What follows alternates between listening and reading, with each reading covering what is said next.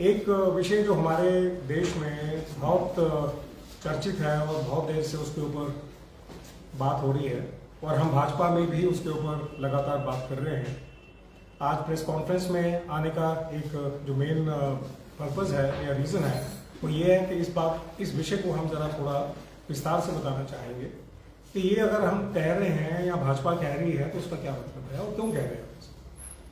आपको मालूम है कि हम काफ़ी देर से एक कोशिश कर रहे हैं कि इलेक्शन जो है वो सारी की सारी पूरे देश में एक टाइम पे होनी चाहिए।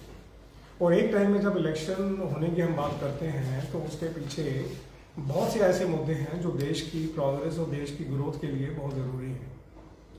1947 में हम जब आज़ाद हुए, आज़ाद होने के बाद 1950-51 में पीपल रिप्रेजेंटेशन एक्ट बना, जिसके अकॉर्डिंगली लोगों को वोट देने का राइट दिया गया और वो जो वोट देने का राइट था उसके हिसाब से 1952, 1957 और उसके बाद 1962 और उसके बाद 67 ये 4 इलेक्शन जो थी वो हुई लगातार, जिसमें सेंट्रल की इलेक्शन भी थी, उस जनरल इलेक्शंस को कहते हैं, और स्टेट की इलेक्शन भी।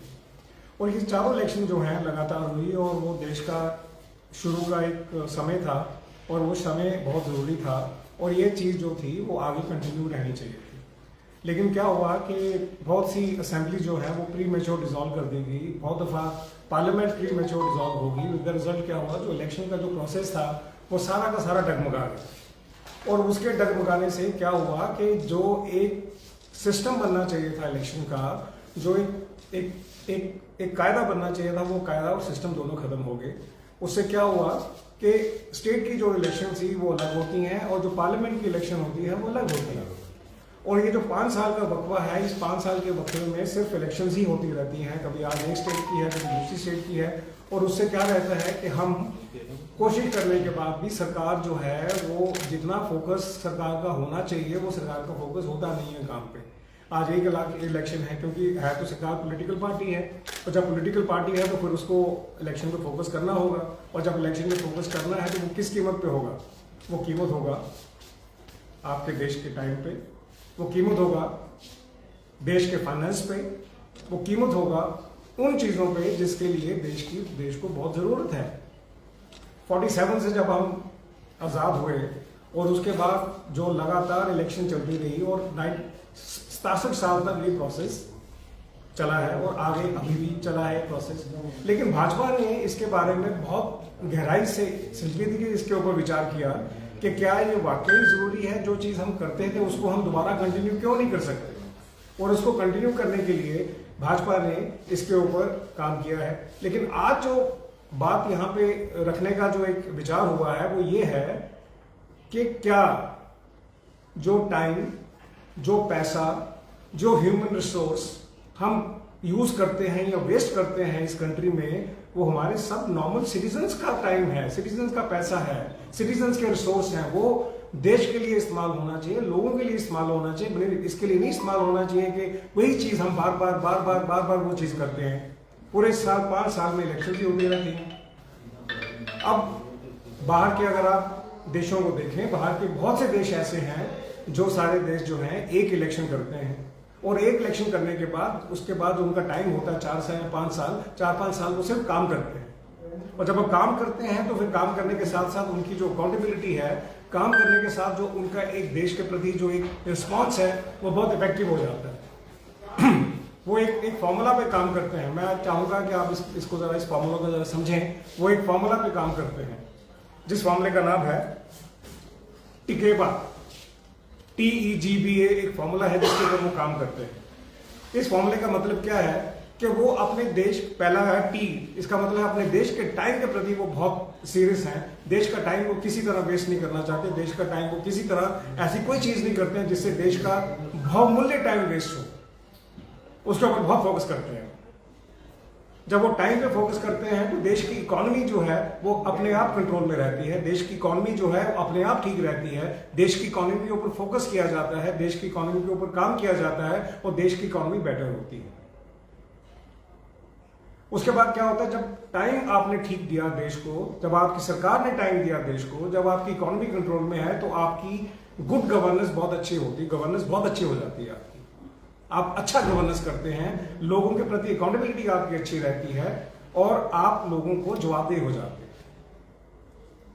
उसके बाद जो बी है उसका मतलब जो ब्रेन ड्रेन, जब देश जो है वो ठीक तरह काम नहीं करता, देश में जो यंग है उसकी एम्प्लॉयबिलिटी ढंग से नहीं बनती, वो अपना जो ब्रेन है जिसको एक इंटेलिजेंशिया कहते हैं, वो जब अपने आप को प्रॉपर सेटल नहीं कर पाता तो वो देश छोड़ के बाहर चला जाता है।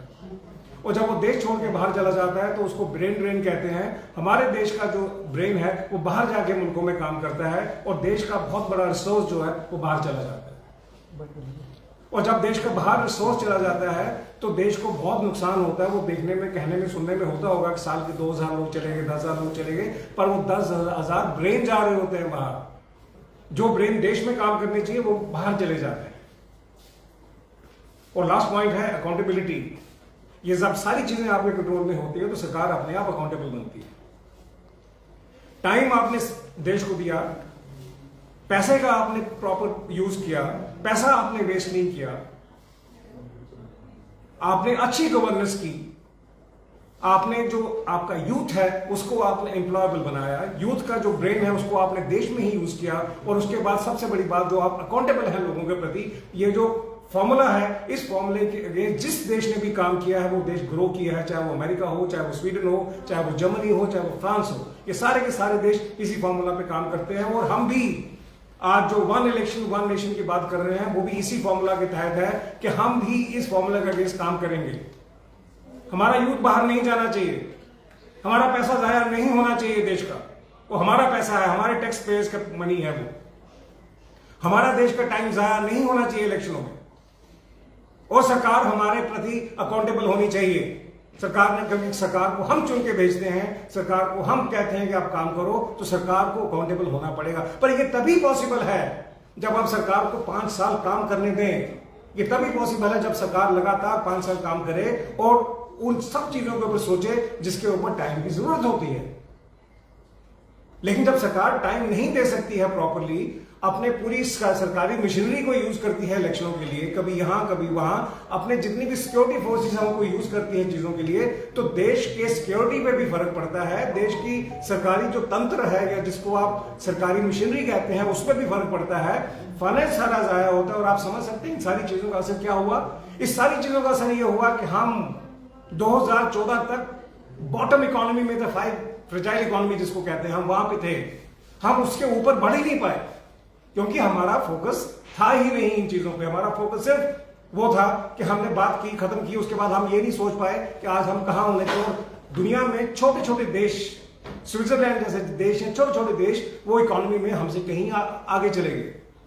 ऐसा नहीं कि हमारे पास रिसोर्स नहीं थे, ऐसा नहीं कि हमारे पास ब्रेन नहीं थे, हमारे पास सब कुछ था, लेकिन हमें संभालना नहीं आया। लेकिन आज भाजपा की सरकार ये बात मानती है कि हमें अपने रिसोर्सेज को, अपने पैसे को, अपने टाइम को, अपने लोगों को हमें संभालना होगा।